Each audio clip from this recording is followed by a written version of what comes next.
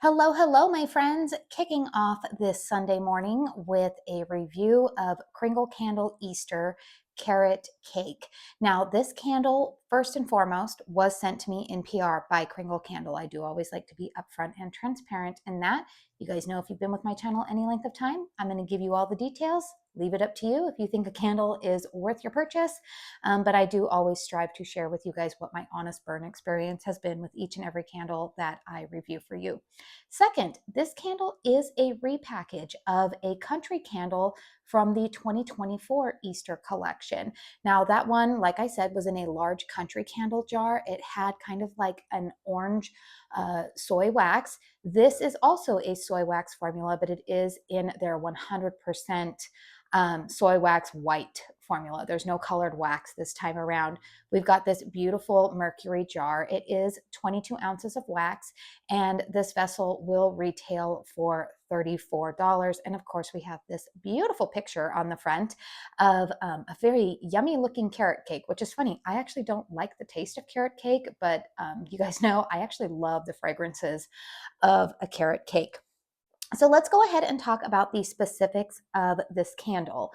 This candle has a pour date of February 13th, 2025. The fragrance notes are listed as the same as the 2024 carrot cake, which are top notes of carrot cake, mid notes of spice, base note of vanilla frosting. Now, I did mention in my first sniffs video that I posted, goodness, about a week ago Friday now, of this Easter collection, that my nose was detecting some differences in this year's carrot cake, which honestly was a little bit disappointing for me because I thought that the 2024 country candle format was perfection. I absolutely loved it. It was in one of my top 5 fragrances of 2024. Unfortunately, I loved it so much. Well, fortunately and unfortunately, I loved it so much that I burned the entire thing last year. So I don't have one in my collection to compare this year's version to last year's. However, there are some things that I just know based off of scent memory that are a little bit different. And what I'm going to tell you is that I would say this candle is still, after burning it now to the halfway point, it is still, I would say, about 90% the same candle as it was last year. Where I am going to say that they tweaked this a little bit is that I think they focused this year on adding a little bit more of that frosting accord. So the 2024 version was very much, to my nose, carrot cake and spice. And it was more like carrot cake batter more than it was like a carrot cake baking in the oven. I definitely got the spices, but it wasn't necessarily like I had mentioned. Their red velvet that they just had in the reserve line definitely smelled like a cake baking in the oven. There's a certain type of aroma that's released, when you've got something baking in the oven. Other times, sometimes it smells more like the batter or whatnot, and that's what I got in the 2024 version. I did get some of the frosting accord, and it was definitely more like a vanilla frosting that I smelled in the background of that scent, but it was still very much predominantly spice heavy. And I personally am somebody who tends to like spicy fragrances, so I was very, very happy with that. This year's fragrance, they have tweaked, because I'm going to tell you, and I had some of you guys comment on the video that you were like, oh, good, now maybe I'll buy it because last year's was too spicy for me. This year, they have added more of that frosting accord into this mixture. Now, I don't have that on the record. Mick Kittredge has not told me that. I am just telling you based off of my scent memory. This smells more frosting forward. Particularly the first 2 burns were very much, honestly, all I was getting really was kind of like frosting with a hint of the spice in the background. And I truthfully was pretty disappointed, because what I'm going to tell you, even here, they're saying a base note of vanilla frosting.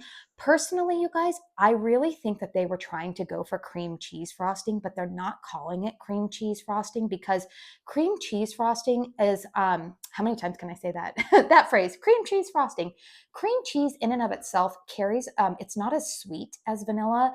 And I think for a lot of people, cream cheese can be a polarizing type of fragrance because it carries with it a little bit more of a lactonic, maybe some people might say sour type of note. And so I think that the reason why they didn't put cream cheese frosting is maybe a fear that people would see that note, be turned off, and say, absolutely, I'm not giving that candle a chance. Whereas if you put vanilla frosting, well, that appeals to people a little bit more. Vanilla might might be sweet. But I'm going to tell you that my nose, what I'm picking up in here is that I do think that they were attempting to go more for a cream cheese type of accord, because the frosting note in here, particularly on those first two burns, came across a little bit lactonic and kind of sour to my nose. Very much, and I think I had mentioned this in the first sniffs video, or like my initial cold sniff impression video, that it reminded me an awful lot of the gingerbread frosting accord that was in that like winter Christmas reserve. It had like the picture of the gingerbread house with the frosting on it. The frosting note that they used in that candle is very similar to the frosting note that they're using in this candle. That being said, you guys, I am going to tell you that after the first two burns, I did notice that calm down. I noticed that now the spice notes are wanting to come out a little bit more, and they're more evenly balanced with that frosting, which actually made me very happy, because like I said, I wasn't really a fan of that frosting note, and I started to notice the spice cake started to come out a little bit more. I am going to tell you that this year's version, that's where I'm saying this is like 90% the same candle, because what I'm smelling is still spice cake, not freshly baked cake, but spice cake accord with their frosting. It's almost, I would say it's like, how would I say this? Maybe like 65% spice cake, and the rest is like frosting being mixed in there. So that's where I'm like, like I'm getting a lot of the same fragrance that I got last year in that spice cake, but there is more frosting. Whereas I felt like the 2024 version, once I got to burning it, was probably more like, I would say 80% spice cake with 20% frosting in the background. I know that I'm going into a lot of detail here trying to explain the fragrances, but being that this was a fragrance that I absolutely loved in 2024 and now it's being re-released in 2025, I am noticing some differences, and I do just want to give you guys all of that information in the fragrance, the change in the fragrance to me, so that way you guys can make the determination if you loved it last year and you're disappointed that they changed it, or if you have familiarity with the gingerbread frosting. I'm trying to give you guys all of the information that you would probably want to know about the fragrance itself. Let's go ahead and talk about the performance of this candle. So you can see that I am at about the halfway mark here on the burn. Nice clean burn so far. One of the things I will say is that this year's Mercury jars are not burning as hot as last year's. You can see that my wicks are doing pretty well here.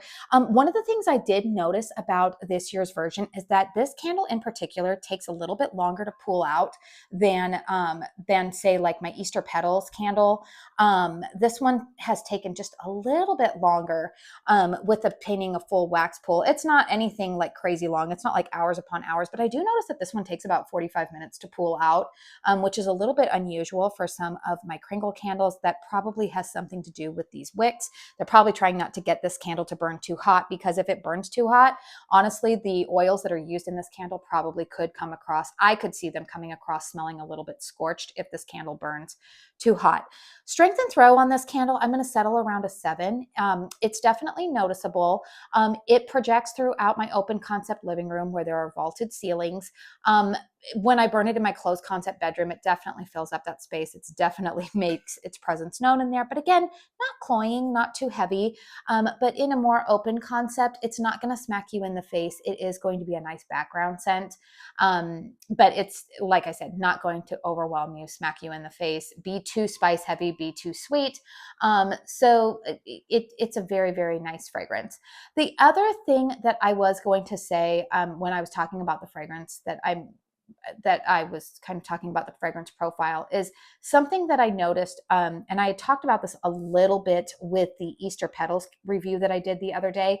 This candle has a pour date of February 13th, and honestly, they shipped these quite quickly. I can't remember what date this was at my doorstep. I want to say that this candle arrived on my doorstep on February 28th. So, it was poured on the 13th. I had this candle in my hands less than 2 weeks after the pour date. And part of me wonders if the reason why I was picking up so much of that frosting accord the first two burns was just simply because the candle maybe didn't have enough time to cure or whatnot before lighting it for the first time. Now, that's not going to be an issue for you guys if all of these candles were poured on February 13th, because now they'll be sitting for a little bit longer. But I did just want to throw that in there as well. But overall, you guys, what I do want to say is that I still enjoy this candle enough. Kringle does allow their ambassadors for some launches to be able to pre-order some candles, because not all of the ambassadors get sent PR, and so sometimes that's a way for them, in fairness, to try to offer all of their ambassadors to be able to get a hold of candles before launches. Sometimes they'll let their ambassadors pre-order, and so I was able to access a pre-order. And what I'm saying is that I did actually go ahead and repurchase one more of these candles just because I still do enjoy it. Do I wish that it was still the 2024 format? Do I wish they would have completely left it alone? Absolutely. But I do think that they also did receive a lot of feedback from people saying, like, where's the frosting note? We wanted some more frosting. And so I think that they were just trying to appease the masses in that. So if you are interested in this candle, it will be available this Thursday, March 20th at 12 p.m. Eastern Standard Time on the Kringle website. I do have a discount code with Kringle. It is Katie15. It will save you 15% off of your purchase with them. It is an affiliate code eligible for commission. Always want to put that out there and be transparent with you guys. But let me know in the comment box down below, is this one of the candles that is on your list? Were you happy with the 2024 version and you're kind of disappointed to hear that there's been some changes? Or were you one of the people that said, hey, I wanted more of a frosting note, and it excites you that that has been included in this year's version? I would be very curious to know. Please hit thumbs up if you enjoyed this video. Consider subscribing to my channel if you are new. And if you love carrot cake fragrances, make sure you stick around a little bit later today. I will be uploading my review of Caramel Sundae's iced carrot cake. So that way we can kind of have a full carrot cake day here this Sunday. So anyways, you guys, I do want to say thank you so very, very much for spending your time here with me today. And until my next one, I hope you all go out and have a very blessed day. Bye.